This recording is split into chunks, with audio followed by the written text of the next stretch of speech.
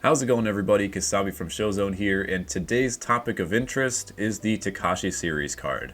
We haven't seen a lot of Takashi cards recently. The most recent would have been the Billy Wagner card that was one of the bosses a few programs ago. But other than that, there haven't really been too many card packs with the Takashi cards. Set 2 was over a few months ago, and we don't really have a whole lot of high-level 99 Takashi cards. Most of the 99 cards that have been coming out recently have been finest, or in some cases, the milestone cards. So it got me to thinking, we have a Takashi card for 20 out of the 30 MLB teams currently.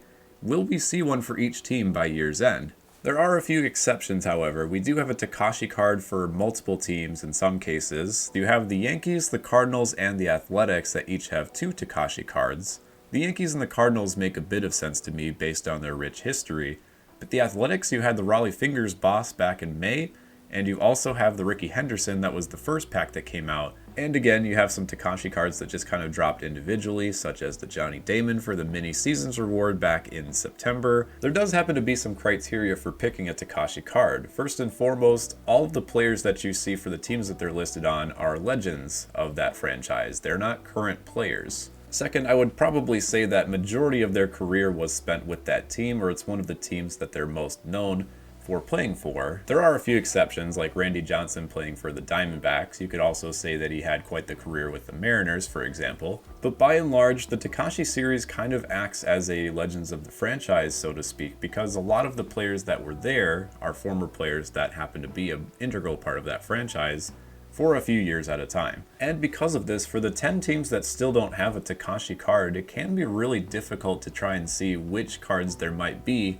for some former legends. There are some teams in the game, such as the Kansas City Royals, that literally only have 2 legends in the entire game. The Royals have Brett Saberhagen and George Brett, which Brett was a finest collection reward way back when, one of the first collection rewards that we've gotten this year. And the Saberhagen card had to be used for the Legends of the Franchise content program because he was the only other option. So along with the Royals, there are a few other teams that just don't have the legends in the game, or they haven't existed enough as a franchise to maybe have some legend players that qualify.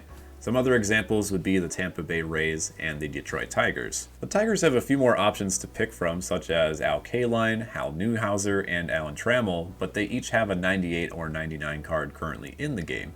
So a lot of cases, you're probably not going to get a second 99 for the same player. If you go to the marketplace right now for the Rays, there's quite literally only 2 legends that are designated as Tampa Bay Rays. The first is Wade Boggs, who just had a Legends of the Franchise card program, and even then, he only played for them for a year or 2. And the other is Grady Sizemore, who ended his career as a veteran with the Rays and really didn't play for Tampa Bay that much either. While it would be cool to see a David Price or an Evan Longoria for the Rays that's a 99, again, a lot of the criteria for these Takashi cards happen to be former or retired players, and Longoria and Price are both still active considered in the game. The Marlins also have an interesting case because they only have 3 legends in the game, and 2 of which already have a 97 overall finest card. You have Juan Pierre and Dontrelle Willis. The only other option might be Rob Nen, which for a lot of relief and closing pitchers, they have finest cards that are anywhere between 96 and 99 overall. As far as a Marlins card might go, that's what I would probably list as my option for the Takashi series.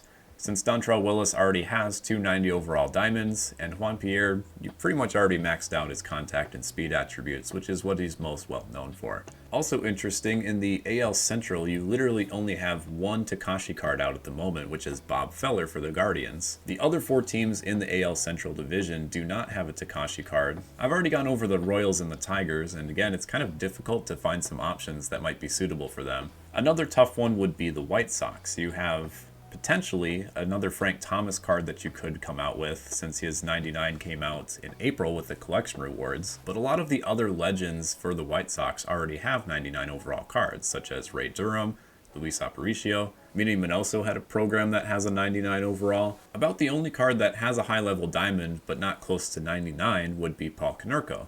For Konerko's current card, which is a 93 overall, he has max power against lefties, but there is some considerable work that could be done with his contact and power against righties.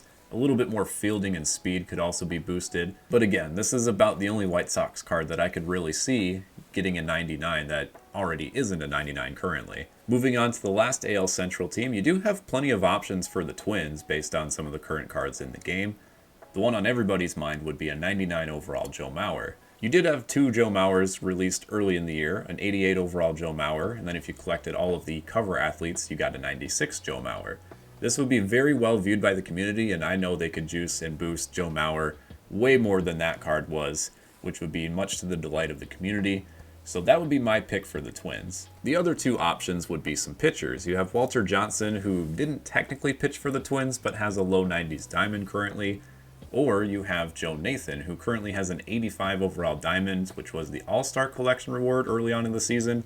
We haven't seen another Joe Nathan card since. I'd probably put my money that there's another Joe Mauer card that will be coming out by the end of this year. I just don't know if it's going to be a Takashi card or a finest card. For Joe Nathan, you could probably make the same argument, but I think most of us would agree a Joe Mauer in the Takashi art series would look a whole lot cooler.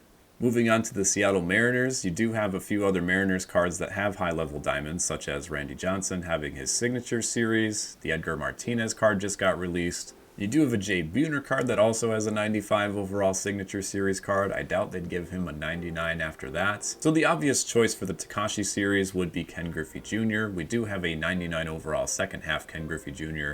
And again, like Joe Mauer, I would probably expect this card to be either Takashi series or a finest series.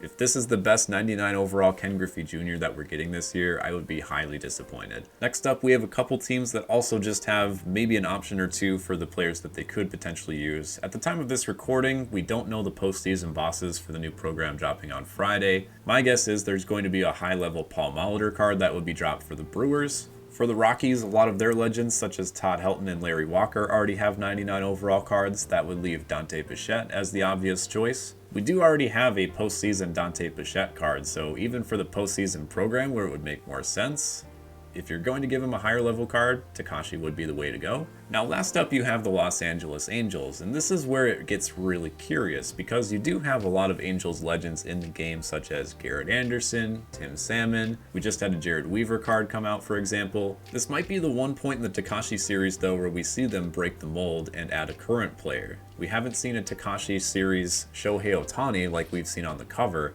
There was an 88 overall cover athlete reward for Shohei Ohtani.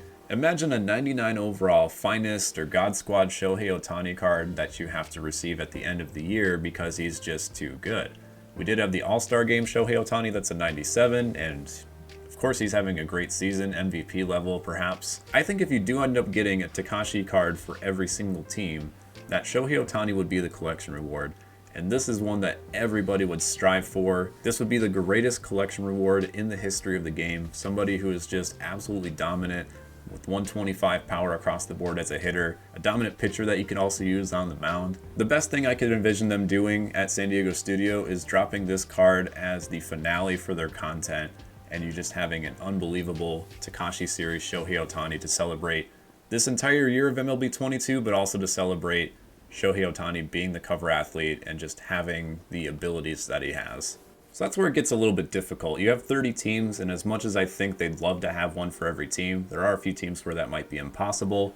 So having those duplicates earlier in the year, the A's, the Cardinals, and the Yankees, and having you collect 30 Takashi cards, to get that Shohei Ohtani card as the collection reward after collecting all 30, I think that would just be like the perfect send-off for content for the end of the year. Going along with the Team Finest, of course, we're going to have the 2022 Team Finest program at some point, I would envision, where you can also get a Finest current player for all 30 teams. So if they were to do Shohei Ohtani as the Takashi series, maybe they do like a Finest Mike Trout or something like that. I think that would make the community very happy to get a 99 overall Trout and Shohei Ohtani at the end of the year. So those are my thoughts on the Takashi series cards to end MLB 22. Do you guys think that we'll get all 30 teams, or perhaps an endgame reward for Shohei Ohtani? Let me know in the comments section, or if there's anything I missed, any other legends that you think might fit into one of those 10 teams that I had mentioned that don't currently have a card. I'm excited to see the content for the end of the season. We're going to go out with a bang with the Aaron Judge program, the postseason program, and so forth. Thank you so much for watching. For more videos like this one, be sure to subscribe to Showzone's channel and follow us on Twitter. Signing off for now, this is Kasavi.